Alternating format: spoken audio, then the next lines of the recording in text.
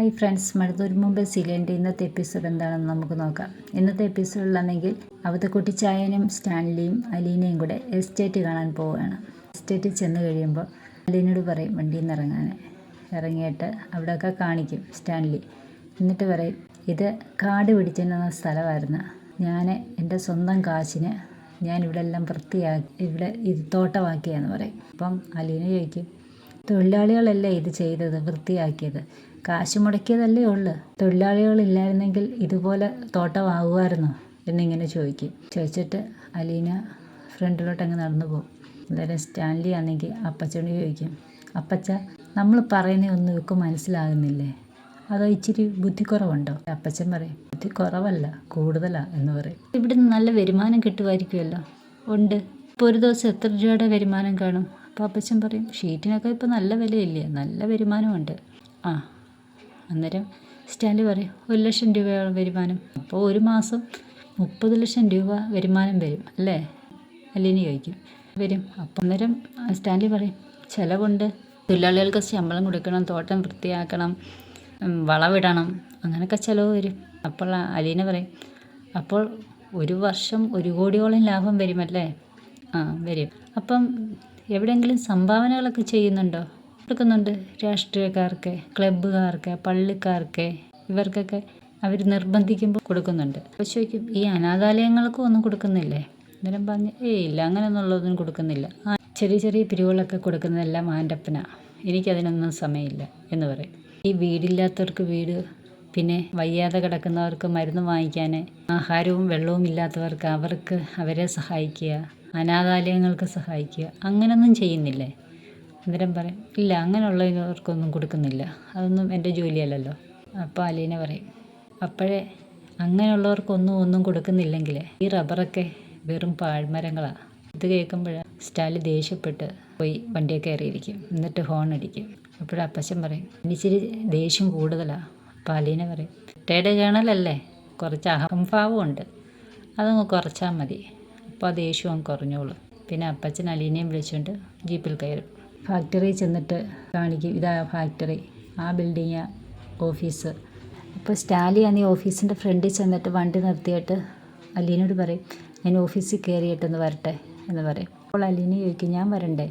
അപ്പോൾ സ്റ്റാൻലി പറയും, വേണ്ട, വരണ്ട, ഇവിടെ ഇരുന്നു. അപ്പോൾ അപ്പച്ചൻ പറയും, അതിനെന്താ, അവളും വരട്ടെ.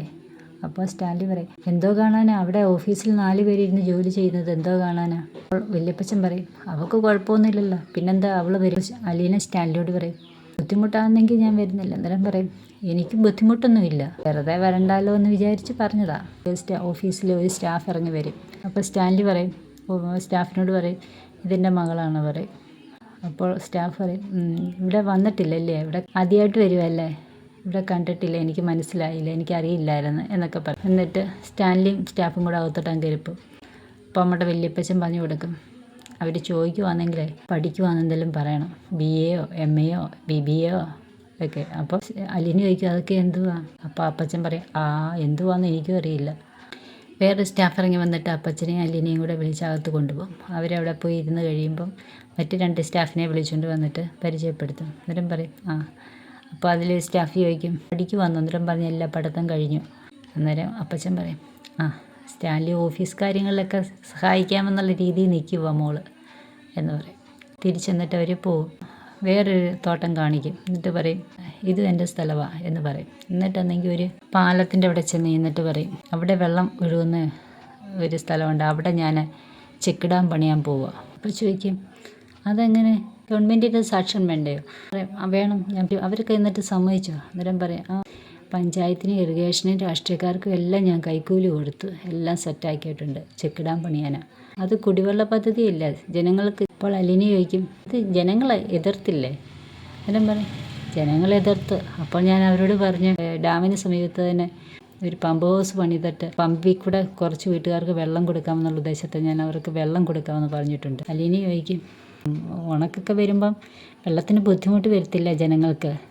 ഏതൊരു നല്ല പദ്ധതി വരുമ്പോഴായാലും മറ്റുള്ള ആൾക്കാർക്ക് ബുദ്ധിമുട്ടുണ്ടാവുമല്ലോ. അപ്പോൾ അലീന പറയും, ഈ പദ്ധതി എന്ന് പറയുന്നത് ഒരാൾക്ക് മാത്രം ലാഭമുള്ള പദ്ധതിയല്ലേ, ഈ പദ്ധതി കൊണ്ട് പപ്പയ്ക്ക് മാത്രമല്ലേ ഗുണമുള്ളൂ, നാട്ടുകാർക്കും ആർക്കും ഒരു ഗുണവും ഇല്ലല്ലോ എന്ന് ചോദിക്കുമ്പോഴത്തേക്ക് സ്റ്റാലിക്ക് അങ്ങ് ദേഷ്യം വരും. അപ്പോൾ സ്റ്റാലി അന്ന് ചോദിക്കും, നീ ഏത് പാർട്ടിയാ? നീ കമ്മ്യൂണിസ്റ്റുകാരിയാണോ? നിൻ്റെ നേതാവാരാ എന്ന് ഇങ്ങനെ ദേഷ്യപ്പെട്ട് ചോദിക്കും. അലീന പറയും, എൻ്റെ നേതാവ് ഈശോയാ. ലോകത്തിലെ ആദ്യത്തെ കമ്മ്യൂണിസ്റ്റുകാരൻ ഈശോയായിരുന്നു. അലീന ഈ പറയുന്നത് കേട്ടപ്പോഴത്തേ അപ്പച്ചൻ ഭയങ്കര ചിരി.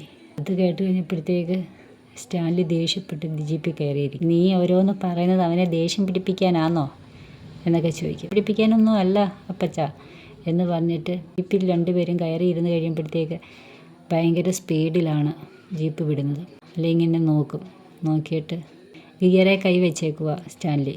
അപ്പോൾ അലീന സ്റ്റാൻലിയുടെ കയ്യിലിങ്ങനെ പിടിക്കുമ്പോഴാണെങ്കിൽ സ്റ്റാൻലി വണ്ടി അങ്ങ് നിർത്തി ആ ദേഷ്യമൊക്കെ കുറഞ്ഞിട്ട് അപ്പോൾ സ്റ്റാൻലി പറയും, ചെക്ക് ഡാം പണിയുന്നില്ല എന്ന് പറയും.